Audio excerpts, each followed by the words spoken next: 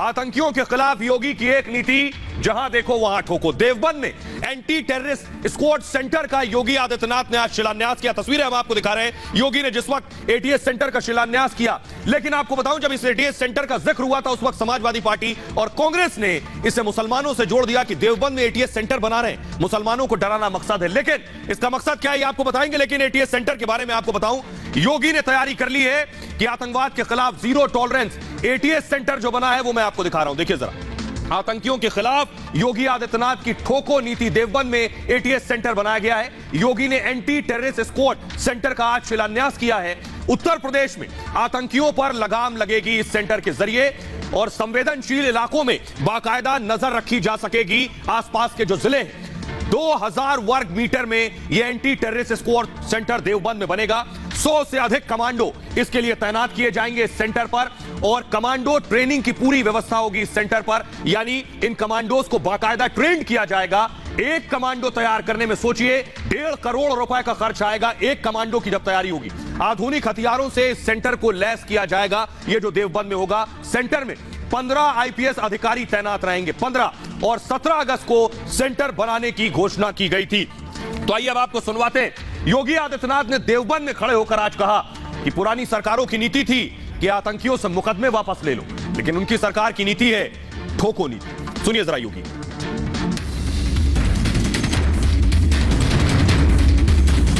हम आतंकवादियों को ठोकने के लिए एटीएस का सेंटर बना रहे हैं। पश्चिमी उत्तर प्रदेश में आतंकियों के खिलाफ चलेगी योगी की ठोको नीति। आतंकियों को अब एक नहीं 1000 बार सोचना होगा। योगी ने यूपी को आतंकियों से महफूज रखने के लिए एंटी टेररिस्ट स्क्वाड सेंटर खोलने की तैयारी कर ली है। हमारे नागरिकों की सुरक्षा के लिए खतरा बनोगे तो हमारे कमांडो तुम्हें निकाल करके कहीं भी छुपोगे, ओसामा बिन लादेन की तरह कहीं भी छुपे रहोगे तो भी निकाल करके तुम्हारा काम तमाम करने का कार्य करेंगे। और इसलिए ये सेंटर, यहाँ पे हमारे 56 कमांडो हमेशा तैनात रहेंगे। आतंकियों के खिलाफ योगी कहर बनकर टूटे हैं और यूपी को भयमुक्त बनाने के वादे के साथ योगी ने सत्ता की कमान संभाली थी, जिस पर योगी अब तक खरे उतरे हैं। जब बेटियों के साथ छेड़छाड़ होती थी तो क्या कहते थे? गलती हो जाती है, यही बोलते थे ना। अब तो गलती नहीं होती ना, अब तो कार्रवाई होती है ना। भाइयों बहनों, बस यही याद दिलाने के लिए आज आए हैं। ये एटीएस सेंटर न केवल देवबंद और सहारनपुर के लिए बल्कि पश्चिमी उत्तर प्रदेश की सुरक्षा का एक मजबूत आधार बनेगा। और आइए अब आपको बताते हैं देवबंद के बारे में। देवबंद में एटीएस सेंटर बन रहा है, इसको लेकर चर्चा है, लेकिन बहुत से लोग देवबंद के बारे में नहीं जानते हैं। तो देवबंद के बारे में आपको बताने जा रहे हैं। देवबंद है क्या, देखिए। सहारनपुर एक जिला है और सहारनपुर में एक छोटा सा कस्बा है देवबंद। देवबंद अमूमन चर्चा में रहता है, उसके पीछे वजह कि विश्व में देवबंद में एक मदरसा है जिसका नाम है दारुल उलूम, जिसकी इमारत आप पीछे देख रहे हैं। सहारनपुर के देवबंद में यह दारुल उलूम है, जिसे हम आपको दिखा भी रहे हैं। इस्लाम के सुन्नी विचारों का गढ़ कहा जाता है देवबंद को। देवबंद में करीब 300 मदरसे हैं। देवबंद कस्बे में 300 मदरसे हैं और जो वर्ल्ड फेमस है वो दारुल उलूम, ये मदरसा, इसका नाम है दारुल उलूम। और ये जो देवबंद है ये दरअसल एक इस्लामी विचारधारा है और इस विचारधारा को मानने वालों को देवबंदी कहते हैं।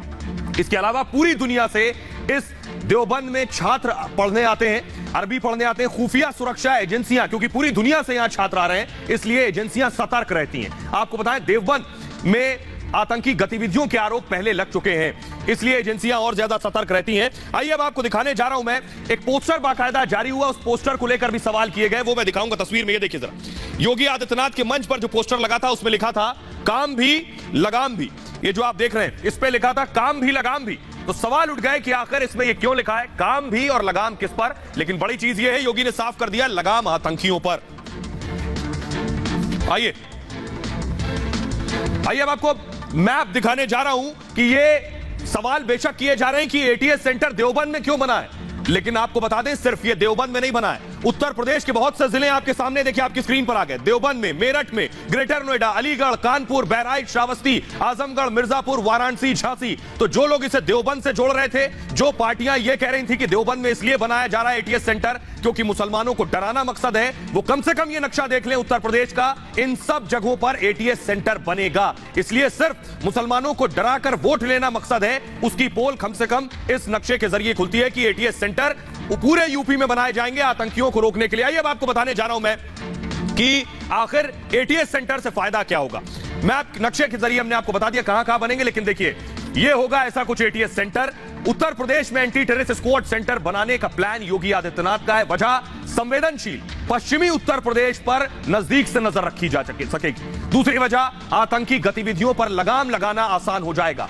तीसरी वजह पश्चिमी यूपी में रोहिंग्याओं पर भी नजर रखी जा सकेगी कि वो किसी आतंकी गतिविधि में शामिल ना हो जाए। अलकायदा मॉड्यूल के आतंकी लखनऊ में इससे पहले पकड़े गए थे।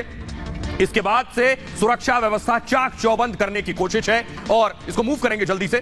तालिबान की बर्बरता के बाद योगी सरकार ने फैसला लिया है पूरे उत्तर प्रदेश और देश की सुरक्षा के लिए यह जरूरी है। सबसे बुनियादी बात यह है कि आतंकी जब बंदूक लेकर गलियों पर में गोलियां बरसा रहा हो तो हर शख्स अपनी सुरक्षा चाहता है। योगी आदित्यनाथ भी उसी सुरक्षा के लिए यह तैयारियां कर रहे हैं। बहरहाल आगे बढ़ते हैं और आज की एक और बड़ी खबर है, रेड अभी भी जारी है। जी हां, रोज मैं आपको खबर दिखा रहा था, रेड यहां पड़ी वहां पड़ी, इत्र कारोबारियों पर पड़ी, लेकिन आज इत्र से शिफ्ट होते हुए, फुल स्क्रीन जरा दिखाऊं, इत्र से शिफ्ट होते हुए जूता कारोबारी और रियल एस्टेट के कारोबारियों से पर यह रेड पड़ी है। लेकिन इसमें एक जो बुनियादी चीज है वो ये कि जिन पर रेड पड़ी है ये अखिलेश यादव के करीबी हैं। अखिलेश यादव के करीबी, जल्दी आएंगे आप, अखिलेश यादव के करीबी मैं आपको दिखाने जा रहा हूं। देखिए जरा कौन है ये लोग जिन पर रेड पड़ी है, अखिलेश यादव से इनका क्या ताल्लुक है ये मैं आपको बताता हूं।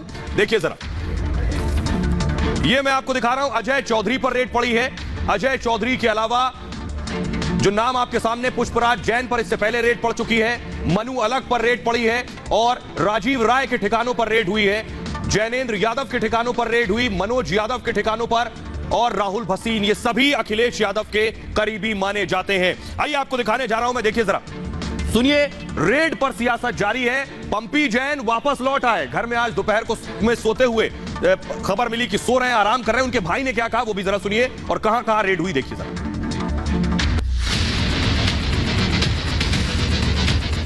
अखिलेश के करीबियों पर आज फिर आयकर विभाग की टीम ने एक के बाद एक ताबड़तोड़ छापेमारी की। दिल्ली, नोएडा और आगरा में 40 ठिकानों पर रेड मारी गई। दिल्ली एनसीआर के बड़े बिल्डर अजय चौधरी पर आयकर विभाग ने शिकंजा कस दिया है। दफ्तर है यहाँ पर अजय चौधरी का, वहां पर आप सामने की तरफ देख सकते हैं कुछ एक आईटी के कर्मचारी जो हैं वो यहाँ पर भी मौजूद हैं। ये बैठे हुए हैं सामने की तरफ और ये सभी लोगों के आईटी के जितने भी जो कर्मचारी थे वो आए हुए थे। यहाँ पर जो काम करने वाले कर्मचारी थे उन तमाम लोगों के मोबाइल फोन जब्त कर लिए गए हैं। एक तरफ छापेमारी चल रही है तो छापे पर अखिलेश और मुख्यमंत्री योगी आदित्यनाथ एक दूसरे पर हमलावर हैं। इन्हें छापा मारना था किसी और के यहाँ और इन्होंने छापा मारा अपने, छापा मारना था समाजवादियों के यहाँ लेकिन छापा मार दिया अपने साथी के यहाँ। हमें जेसीबी से दीवार तोड़ करके नोट की गड्डी निकालनी पड़ी थी। आप देखिए, हमने नाम नहीं लिया था, हमने नाम नहीं लिया, लेकिन कहते हैं ना, कहावत है चोर की दाढ़ी में तिनका। जब ये पैसा निकाला जा रहा था, जो गरीबों का पैसा लूट करके पिछली सरकारों ने भर भर करके दीवालों के अंदर भरा हुआ था, तो सबसे पहले बुरा लगा था समाजवादी पार्टी के बबुआ को। कहते थे कि ये पैसा क्यों निकाला जा रहा है। बताया जा रहा है कि समाजवादी पार्टी के एमएलसी पंपी जैन के खिलाफ कार्रवाई से मिले इनपुट के आधार पर यह छापेमारी की गई। छापे की कार्रवाई के बाद पंपी जैन के भाई अतुल जैन ने कहा है सब कुछ ठीक है। तुम आप लोग परेशान कर रहे हैं यार। परेशान नहीं कर रहे सर। अब शांति से 1-2 दिन बाद सब आइए, सब लोगों को सब कुछ बताएंगे। सब शांति है, बढ़िया है, कुछ कॉन्फ्रेंस करेंगे सब बढ़िया। हम बता देंगे सबको बता देंगे। और आइए अब आपको बताने जा रहा हूं, देखिए जरा कहां कहां रेड पड़ी, ध्यान से देखिए। अजय चौधरी, जिन्हें इस वक्त आप तस्वीरों में देख रहे हैं, अखिलेश के करीबी हैं, रियल एस्टेट एस ग्रुप के चेयरमैन है अजय चौधरी। एनसीआर के बहुत बड़े बिल्डर्स में से एक है अजय। समाजवादी पार्टी से जुड़े हुए हैं, अखिलेश यादव के करीबी बताए जा रहे हैं। दिल्ली, नोएडा, आगरा के ठिकानों पर इनके रेड हुई है अजय चौधरी के। दूसरा नाम देखिए जरा, दूसरा नाम है मनु अलग। आगरा के बड़े जूता कारोबारी है मनु अलग। मनु भी अखिलेश के करीबी बताए जा रहे हैं। स्कूल के दिनों से अखिलेश यादव की दोस्ती रही है मनु अलग से, और मनु की मां का जिस वक्त निधन हुआ था, बताया जाता है अखिलेश मनु के घर गए थे सांत्वना देने के लिए। इसके अलावा अखिलेश के करीबी पुष्पराज जैन, समाजवादी पार्टी के एमएलसी, उन पर और रेड हुई, उनके ठिकानों पर रेड हुई। 4 दिनों तक इनकम टैक्स की रेड चलती रही। किस तरह से सियासी तकरार भी इसके बाद चलती रही। कानपुर से कन्नौज तक कई घंटों तक पूछताछ भी हुई। अखिलेश के एक और करीबी राजीव राय पर रेड हुई, उनके ठिकानों पर छापेमारी हुई। तब अखिलेश ने कहा यह चुनावी रेड है। जैनेंद्र यादव, अखिलेश के ओएसडी है, उनके ठिकानों पर भी छापा पड़ा। मनोज यादव, मनोज के ठिकानों पर भी छापे की कार्रवाई की गई। राहुल भसीन, अखिलेश के नजदीकी दोस्त बताए जाते हैं, राहुल के घर पर भी रेड हुई थी। आइए अब आपको दिखाने जा रहा हूं मैं अजय चौधरी, जो अखिलेश के करीबी बताए जाते हैं। ये है अजय चौधरी, इस ग्रुप के चेयरमैन है। फुल स्क्रीन जरा तस्वीरें दिखाऊं इनके बारे में, मैं बताता हूं आपको कैसे अजय चौधरी फर्श से अर्श तक पहुंच गए। अजय चौधरी, क्या अजय चौधरी सियासी फायदा लेकर आज इतना बड़ा ग्रुप खड़ा कर सके? तो अजय चौधरी के बारे में मैं आपको बताने जा रहा हूं, कैसे अजय चौधरी ने इतना नाम कमाया, कैसे ये मुकाम हासिल किया, और आज अजय चौधरी पर रेड पड़ी, उसके बाद भी सियासत गर्म हो गई। देखिए जरा, आपको दिखाने जा रहे हैं अजय चौधरी है कौन। ये तस्वीर आपको नजर आ रही है अजय चौधरी की, और इसी तरह कंस्ट्रक्शन का, रियल एस्टेट का काम है अजय चौधरी का। संजू नागर, जी हां, संजू नागर के नाम से जाने जाते हैं अजय चौधरी। 7 साल में इनकी किस्मत बदल गई। आपको बताऊं, कभी बाइक से चला करते थे ये अजय चौधरी, जिनकी यहां रेड हुई है। कहा जाता है कि सियासी कृपा ने किस्मत बदल दी।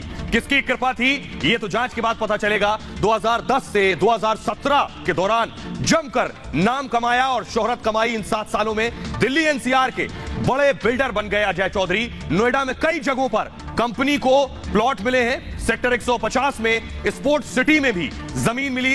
दिल्ली के पॉश इलाके वसंत विहार में अजय चौधरी की कोठी है। बताया जाता है गोदरेज एटीएस कंपनियों के साथ एस का काम है, और नोएडा के सेक्टर 126 में एस का कॉर्पोरेट ऑफिस भी है। इस ग्रुप के कई हाउसिंग प्रोजेक्ट्स भी चल रहे हैं। अखिलेश के साथ रिश्ते सालों पुराने हैं।